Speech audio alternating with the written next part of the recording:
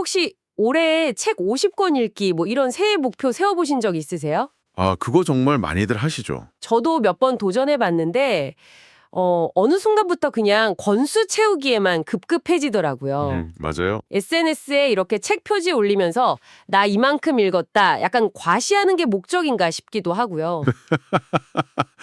하하, 정말 많은 분들이 공감하실 거예요.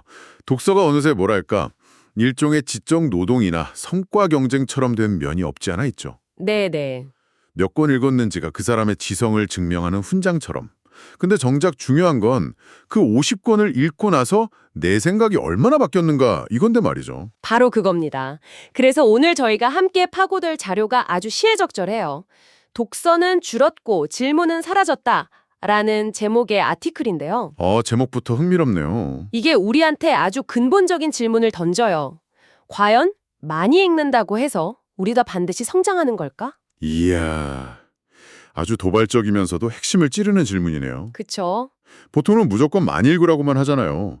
근데 이 자료는 그게 아니라 정보의 홍수 속에서 길을 잃지 않고 진짜 내 것이 되는 독서를 하려면 뭐가 필요한지 이걸 이야기합니다. 맞습니다. 뭐 워런 버핏이나 빌 게이츠 같은 사람들은 어떤 기준으로 책을 고르는지 또 어떻게 읽는지 네네, 구체적인 사례들이 있군요. 네, 그런 사례부터 시작해서 심지어 우리가 매일 쓰는 생성형 AI 있잖아요. 이걸 어떻게 거대한 한 권의 책으로 쓸 수 있는지 이런 놀라운 관점까지 담겨 있거든요. 와, AI까지요? 네, 자 그럼 이 흥미로운 이야기 속으로 한번 깊이 들어가 볼까요? 네, 좋습니다. 이 아티클이 처음부터 끝까지 관통하는 핵심 메시지는 딱 이거예요. 독서는 더 이상 글자를 소비하는 행위가 아니다. 한 시대를 앞서간 사람의 머릿속으로 들어가서 그 사고의 흐름을 훔쳐보는 일이다. 사고의 흐름을 훔쳐본다. 네, 결국 양이 아니라 선택, 그리고 질문, 그로 인한 생각의 변화, 이게 전부라는 거죠. 와, 그 표현 정말 와닿네요. 그럼 첫 번째 주제부터 한번 시작해 보죠. 아티클에서 독서의 본질을 성공한 사고와 대화하는 일이라고 정의를 하더라고요. 네, 그랬죠. 책 한 권에는 저자가 수십 년간 겪은 성공, 실패, 통찰이 다 들어있으니까 책을 읽는 건 최고의 의사결정권자들을 옆에 앉혀놓고 비대면 전략 회의를 하는 것과 같다. 이 비유가 정말 인상 깊었어요. 그 비유 저도 아주 흥미롭게 봤습니다. 근데 저는 거기서 한 걸음 더 나아가고 싶더라고요. 아, 어떻게 말이죠? 전략회의라고 하면 우리가 뭔가 의견을 낼 수 있는 약간 쌍방향 소통 같잖아요. 그렇죠. 근데 사실 독서는 그렇지가 않죠. 저자는 이미 자기 할 말을 다 하고 떠난 상태거든요. 아, 듣고 보니 그렇네요. 그래서 저는 독서를 회의라기보다는 위대한 주의자의 마지막 리허설을 몰래 관람하는 것에 가깝지 않나 이렇게 생각해요. 관람이요? 훨씬 더 일방적인 느낌인데요. 네. 우리는 무대 위 지휘자한테 질문을 던질 수가 없어요. 대신에 저 사람은 왜 저 타이밍에 저런 사인을 보냈을까? 저 단원들의 표정은 뭘 의미할까? 연주가 끝나고 저 사람은 무슨 생각을 할까? 이렇게 집요하게 관찰하고 추리해야 하는 거죠. 와, 즉 저자가 던져놓은 결과물을 보면서 그 사람의 사고 과정을 역추적하는 일종의 탐정놀이에 가깝다는 겁니다. 와, 탐정놀이라니. 그렇게 생각하니까 훨씬 능동적인 행위처럼 느껴지는데요. 그렇죠. 단순히 정보를 받아들이는 걸 넘어서 그 사람의 사고방식, 그러니까 OS 자체를 내 머릿속에 설치하려는 시도라는 거군요. 저 사람은 이런 위기 상황에서 왜 A가 아니라 B를 선택했을까? 그 이유를 파고들다 보면 어느새 그 사람 관점에서 세상을 보게 되는 순간이 오니까요. 바로 그겁니다. 이 아티클에서 말하는 사고의 이식이 일어나는 순간인 거죠. 아, 사고의 이식? 네. 책 내용을 줄줄 요약하고 기억하는 수준을 넘어서는 거예요. 저자의 눈을 빌려서 세상을 보고 내 기존의 생각이 통째로 흔들리는 경험. 그게 진짜 독서의 효용이라는 겁니다. 그래서 좋은 책은 우리한테 달콤한 위로만 주지 않아요. 맞아요. 그 부분도 정말 인상 깊었어요. 오히려 우리를 좀 불편하게 만들고 내가 당연하게 믿었던 것들이 사실은 편견일 수 있겠구나 이런 의심을 품게 만드는 책. 네네. 그런 책이 진정한 성장을 가져온다고요. 제가 예전에 읽었던 한 역사책이 딱 그랬거든요. 제가 영웅이라고 생각했던 인물의 어두운 면을 막 보여주는데 읽는 내내 마음은 불편했지만 다 읽고 나니까 세상을 보는 관점이 훨씬 입체적으로 변하더라고요. 아주 좋은 경험을 하셨네요. 아티클에 나오는 좋은 책은 위로보다 확장을 남긴다는 문장이 바로 그 의미입니다. 네. 내 생각의 안전지대에 머무르게 하는 게 아니라 그 안락한 틀 자체를 깨부수고 새로운 생각의 영토를 보여주는 독서. 그것이 바로 우리가 지향해야 할 독서라는 거죠. 자, 그럼 그런 확장을 주는 책은 대체 어떻게 골라야 할까요? 선택의 기술 파트로 자연스럽게 넘어가게 되네요. 네, 세계적인 부호들이 엄청난 독서광이라는 건 유명한데 그들이 구체적으로 어떻게 책을 고르는지는 잘 모르는 것 같아요. 그렇죠. 흔히들 그냥 똑똑하니까 책도 많이 읽겠거니 막연하게 생각하지만 이 자료를 보면 그들의 독서는 지독할 정도로 전략적입니다. 전략적이요? 네, 일종의 정보 차익 거래를 위한 행위라고 볼 수 있죠. 정보 차익 거래. 워런 버핏 사례를 보면 그 말이 딱 맞는 것 같네요. 하루에 80%를 독서에 쓰는데 서점 매대를 휩쓰는 베스트셀러는 거의 안 읽는다고 하죠. 맞아요. 대신에 기업의 10대시 K 사업 보고서나 아, 그런 거요? 네, 수십 년치 데이터가 담긴 경제서적처럼 지루하고 아무도 잘 안 들여다보는 텍스트에 집중한다는 거예요. 그러면서 그가 남긴 유명한 말 있잖아요. 네, 모두가 읽는 것을 읽으면 모두가 하는 생각밖에 할 수 없다. 바로 그 말이죠. 남들과 다른 통찰을 얻으려면 입력하는 정보부터 달라야 한다는 걸 아는 거죠. 근데 여기서 한 가지 궁금한 게 생겨요. 그럼 베스트셀러는 아예 읽을 필요가 없는 걸까요? 시대의 흐름이나 대중의 생각을 아는 것도 중요하지 않나요? 아주 좋은 질문입니다. 그게 바로 빌 게이츠의 독서법과 연결되는 지점이에요. 아, 빌 게이츠요? 네, 버핏이 남들이 안 읽는 것에 집중한다면 게이츠는 분야를 가리지 않고 광범위하게 읽습니다.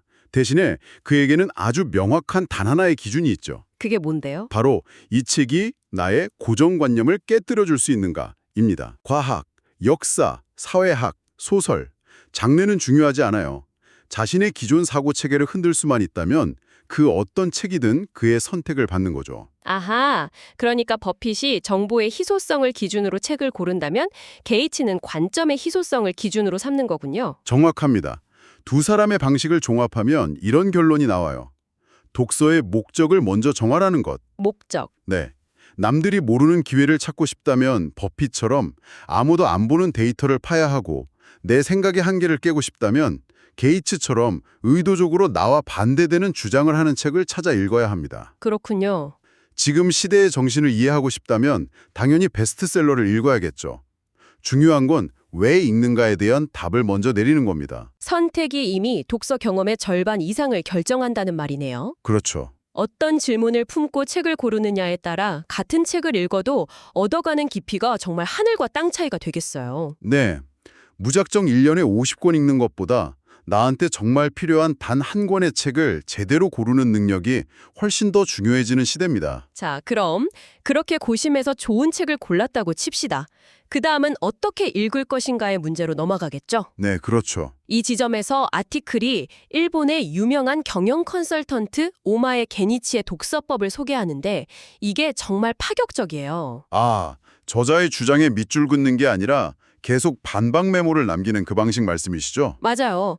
책 여백에 나라면 그렇게 결정 안 했을 텐데 이 주장의 근거는 너무 빈약한 거 아닌가? 하하. 5년 전 데이터로 지금을 설명하는 건 오류다. 이런 식으로 끊임없이 시비를 거는 거죠.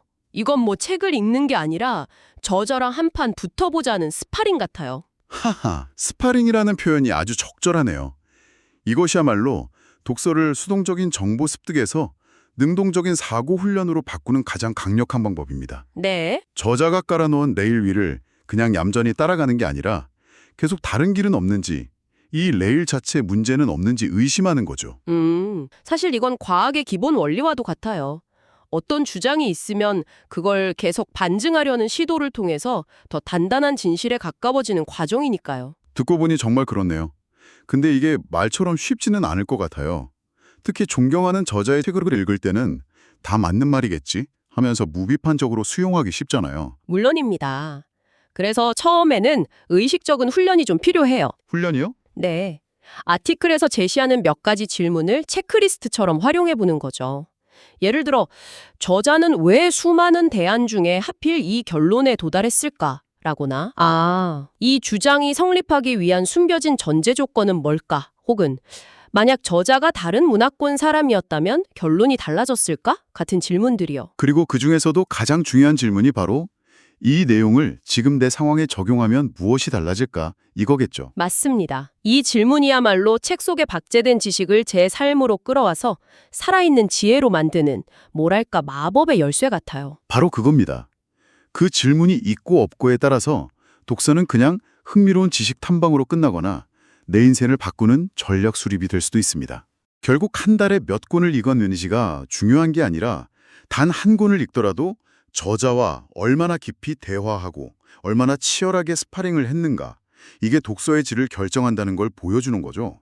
질문 없는 독서는 그냥 눈으로 글자를 훑는 것에 불과하다. 그렇죠. 질문을 던지는 순간 비로소 저자의 사고와 나의 사고가 만나서 새로운 화학 반응이 일어나고 그게 진짜 지적인 성장으로 이어지는 거고요. 맞습니다. 그리고 그 질문의 힘은 이제 우리가 매일 사용하는 새로운 도구를 만났을 때 더욱 중요해집니다. 아, 드디어 생성형 AI 이야기로 넘어가는군요. 네. 이 아티클의 관점이 정말 신선했어요.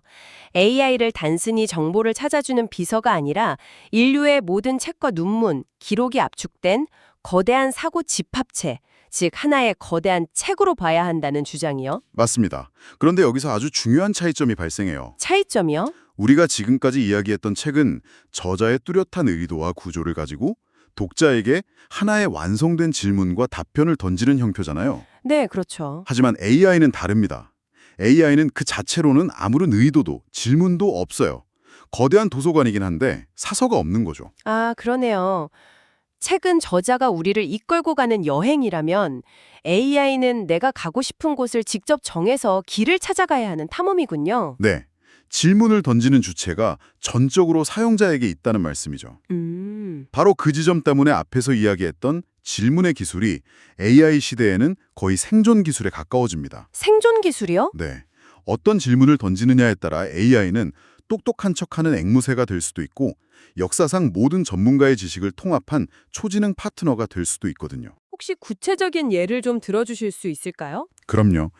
예를 들어 AI에게 마케팅 전략에 대해 알려줘라고 묻는 건 도서관에 가서 책에 대해 알려주세요라고 말하는 것과 같아요. 아, 너무 막연하네요. 네, 막연하고 쓸모없는 대답만 돌아오겠죠? 하지만 이렇게 묻는다면 어떨까요? 우리는 20대 여성을 타겟으로 하는 비건 화장품 스타트업이다.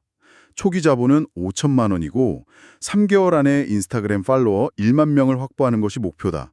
이 조건 하에서 가장 ROI가 높은 초기 마케팅 전략 3가지를 구체적인 실행 계획과 예상 비용을 포함해서 제시해줘. 와, 질문의 수준이 달라지니까 AI의 역할이 완전히 바뀌네요.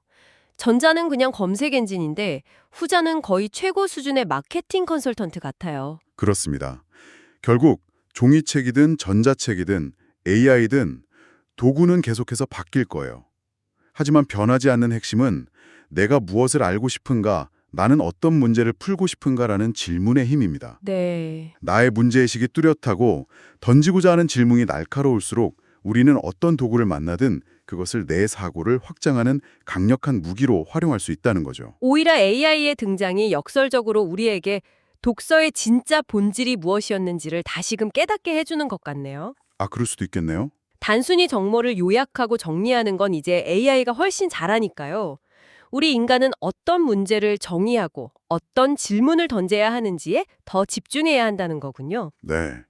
그것이 바로 우리가 책을 읽으며 끊임없이 단련해야 할 핵심 능력이고 AI가 결코 대체할 수 없는 인간 고유의 영역일 겁니다. 자, 그럼 오늘 나눈 이야기를 한번 정리해 볼까요?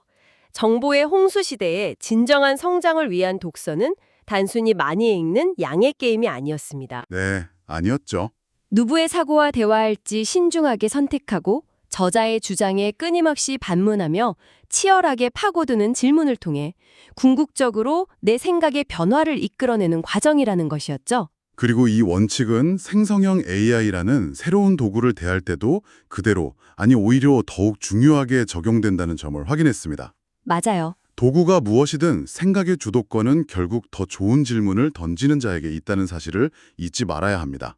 독서는 나의 낡은 사고를 부수고 거인의 사고를 내 안에 이식하는 기술이니까요. 얼마나 읽었는가가 아니라 무엇을 골랐고 무엇을 물었으며 그 결과 어제의 나와 오늘의 내가 어떻게 달라졌는가? 이것이 모든 것을 결정한다는 말이 마음에 남습니다. 네. 책 한 권을 덮고 나서도 이전과 똑같은 생각을 하고 있다면 어쩌면 그 시간은 그냥 글자만 읽은 것일지도 모르겠네요. 네. 어쩌면 가장 중요한 질문은 책을 향한 것이 아니라 독서가 끝난 뒤 우리 자신을 향한 것일지도 모릅니다. 그래서 나는 무엇이 달라졌는가 하고요. 오늘 이 이야기가 당신의 책장에 잠자고 있는 책들을 새로운 눈으로 바라보는 계기가 되었으면 합니다. 그리고 이제 잠시 멈추고 스스로에게 한번 이렇게 물어보시는 건 어떨까요? 만약 내 인생을 바꿀 단 한 권의 책을 골라야 한다면 그 책은 무엇이어야 할까? 그리고 그 책의 저자에게 나는 어떤 첫 질문을 던질 것인가?